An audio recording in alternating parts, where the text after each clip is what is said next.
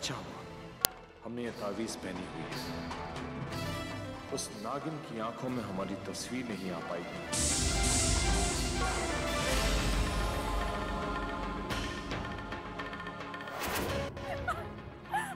घबराओ मत बेटा, माँ भवानी सब ठीक कर देंगे।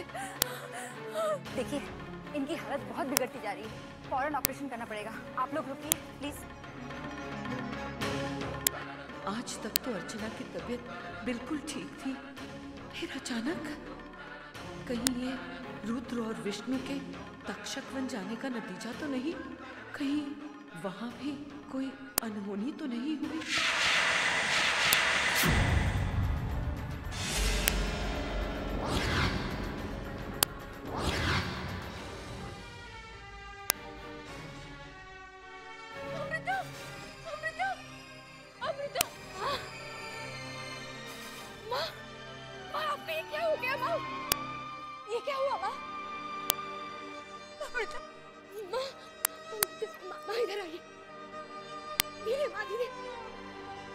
माँ बताइए तो क्या हुआ है? पिताजी कहाँ है? माँ जवाब दीजिए। माँ पिताजी कहाँ है? उन्होंने तेरे पिताजी को मार डाला, मार डाला तेरे पिताजी को। नहीं, ये नहीं हो सकता, ये नहीं हो सकता। माँ कौन थे वो लोग? माँ बताइए वो लोग कौन थे? किसने ये किया है? शहरी इंसानों ने उन्हें ना सिर्फ तेरे पिताजी को मारा बल्कि उनका शरीर भी जला दिया। मैं उनसे बदला लेने गई थी अमृता, लेकिन उन्होंने मेरी ये हालत कर दी। माँ एक बार बता दीजिए, एक बार बता दीजिए कि आखिर वो लोग हैं कौन? उनकी छवि मेरी आंखों में है।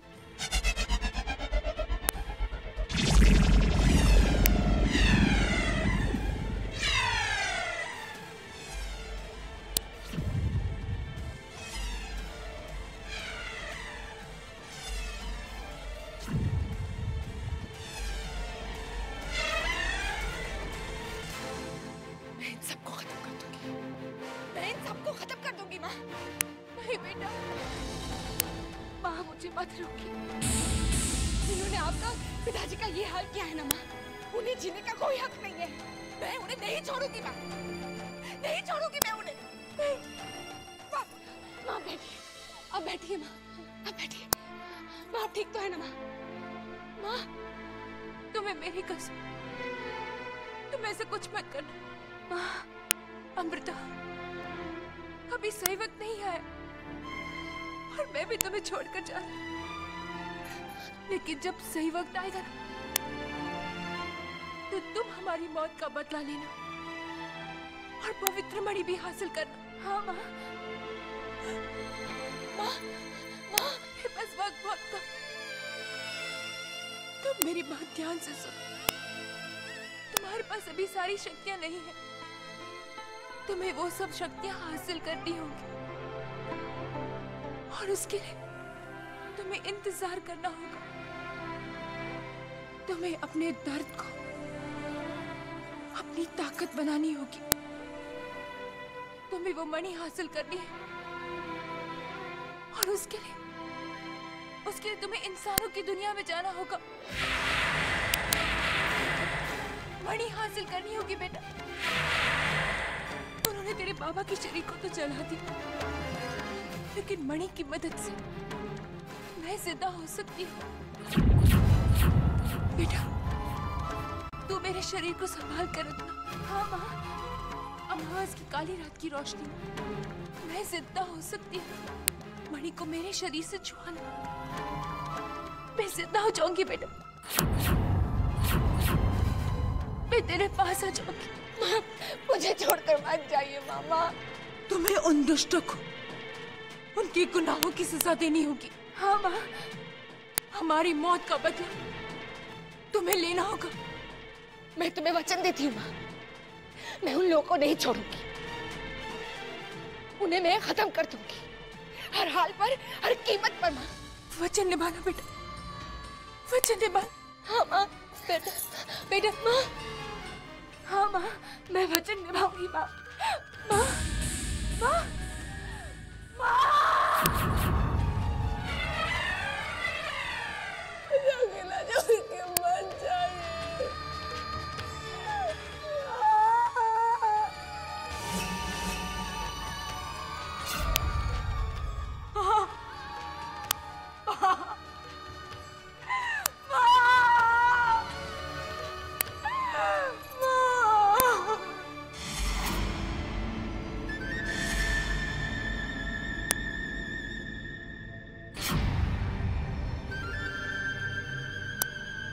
हुकुम,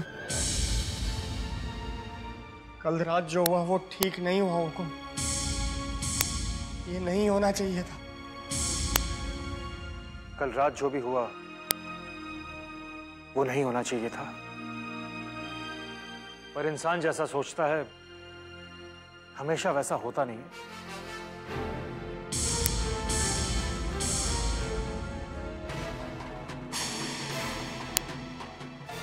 होश में आओ!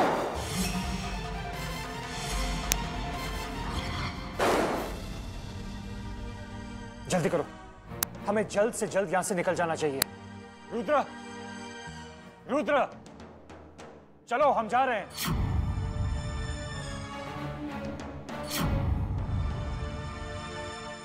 कैसे चले भाई साहब? हम यहाँ खाली हाथ लौटने के लिए यहाँ नहीं आए थे। हमें एक बार फिर जाकर तलाश करना चाहिए। शायद कोई सुराग हाथ लग जाए। हमें जाना ही होगा।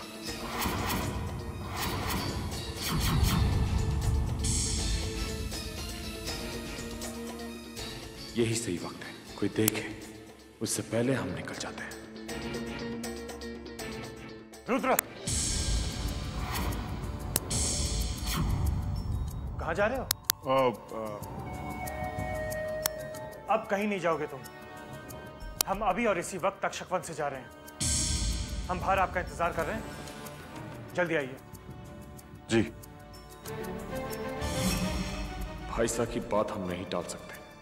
अभी तो हम जा रहे हैं, पर जल्दी ही हम वापस आएंगे। हमारी वर्षों की मेहनत हम इतनी आसानी से बर्बाद नहीं होने देंगे। हम नागमणि लेने वापस आएंगे।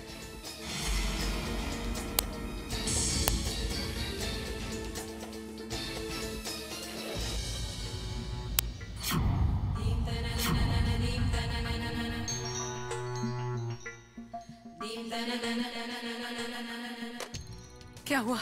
फोन लगा? लगता है रेस्ट हाउस का फोन अभी तक ठीक नहीं हुआ है। इन लड़कों में जरा सी भी अक्ल नहीं कि कहीं से फोन कर दे और खैर खबर ही दे दे। वहाँ जंगल में फोन कहाँ होगा मासा? ऐसे जंगल में जाने की जरूरत ही क्या थी, वो भी ऐसे वक्त में जब अर्चना की।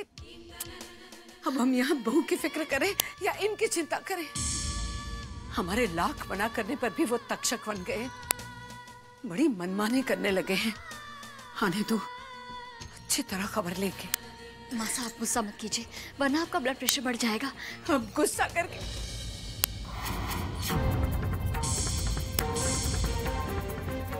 डॉक्टर साहब, हमारी बहू ठीक है ना?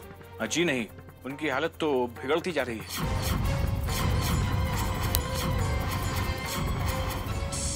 देखिए, हम लोग अपनी तरफ से पूरी कोशिश कर रहे हैं, पर मैं आप लोगों को झूठी दिलासा देना नहीं चाहता। Excuse me. आज तक तो अर्चना की तबीयत बिल्कुल ठीक थी, फिर अचानक कहीं ये रुद्र और विष्णु के तक्षक वन जाने का नतीजा तो नहीं?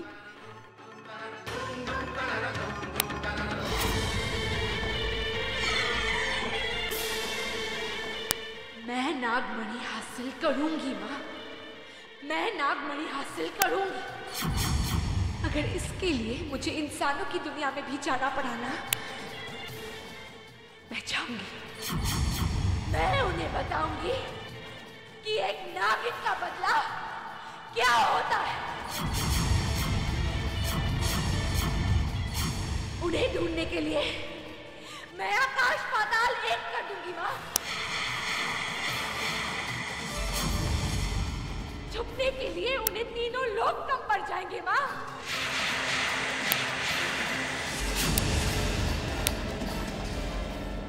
जल्दी करो, हमें अंधेरा होने से पहले इस जंगल से बाहर निकलना है।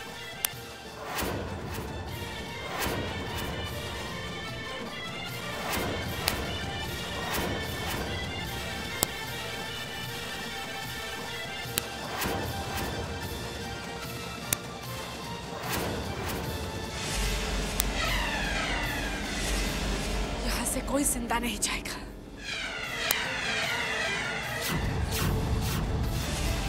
भागना चाहते हो तुम लोग, वो भी अपने कर्मों का फल भुगते बिना?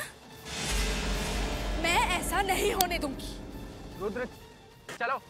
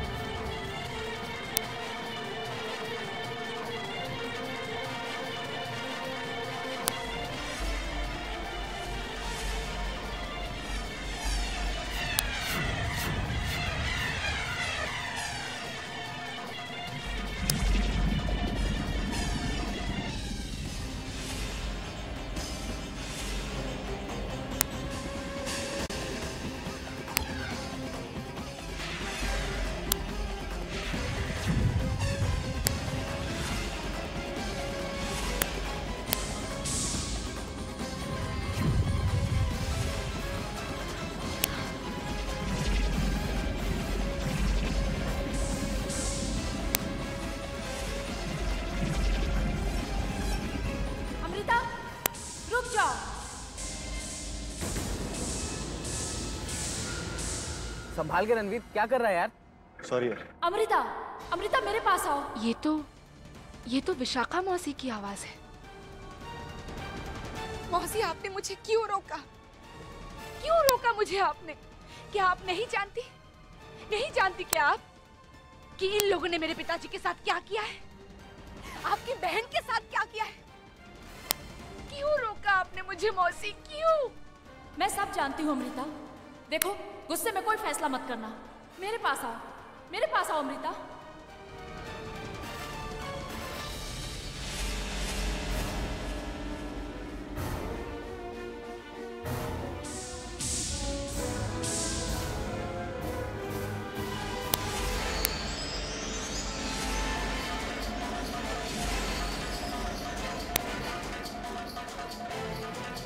विशाखा मौसी,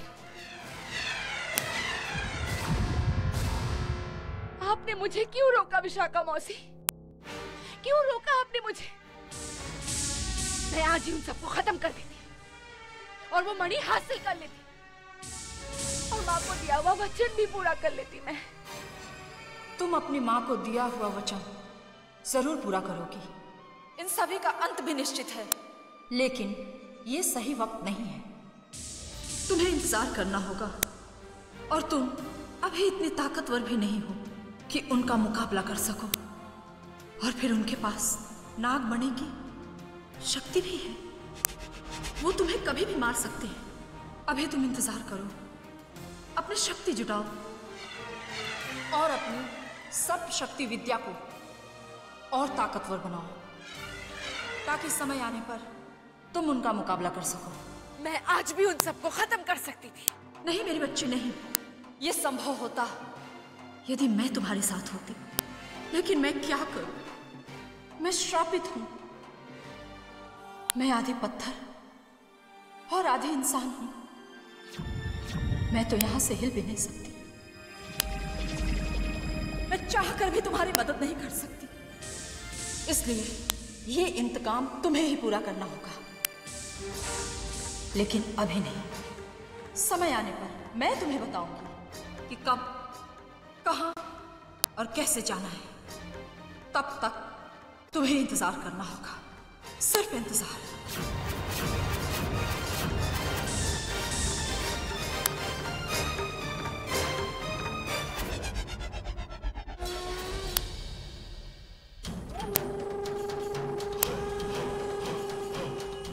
आज तो हम जा रहे हैं खाली हाथ, पर एक दिन नागमणि लेने वापस जरूर आएंगे।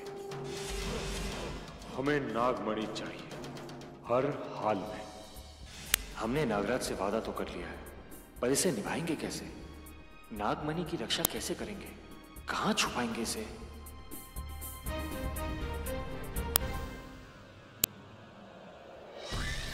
क्या तूने इतना अच्छा अवसर खो दिया?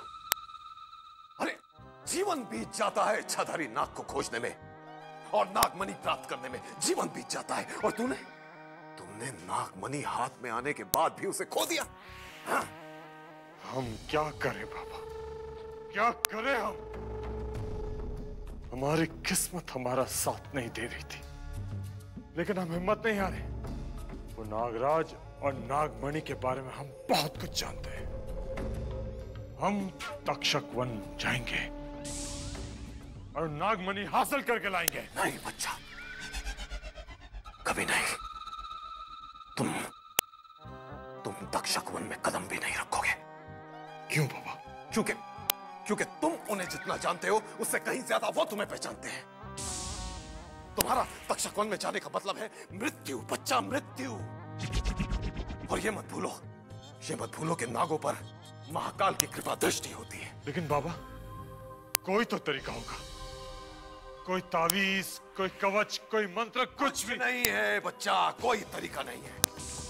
नागिन को इतना कमजोर मत समझो।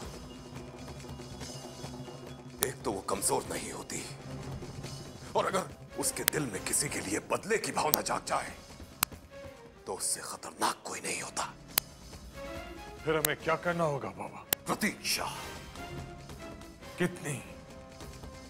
15 साल। लेकिन इन 15 सालों में तुम्हें बहुत चौकन्ना रहना पड़ेगा।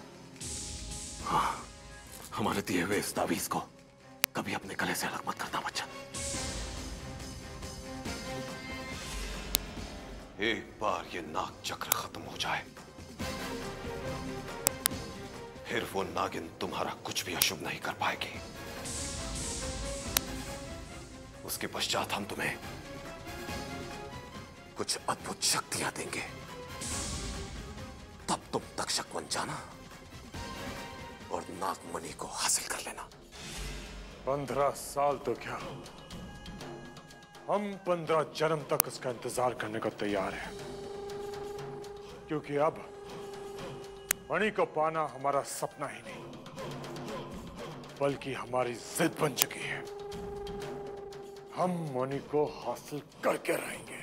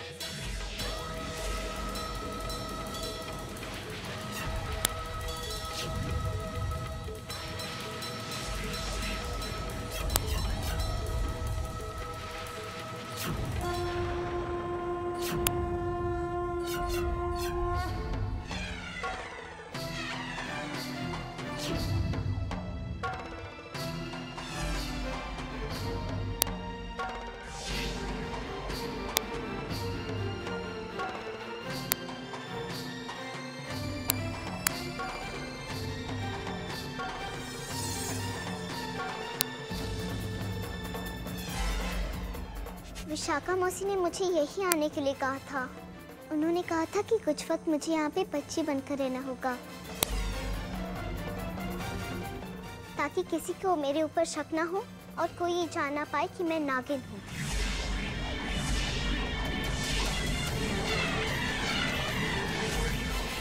उन्होंने ये कहा था कि यहाँ पे कोई मेरी मदद करेगा।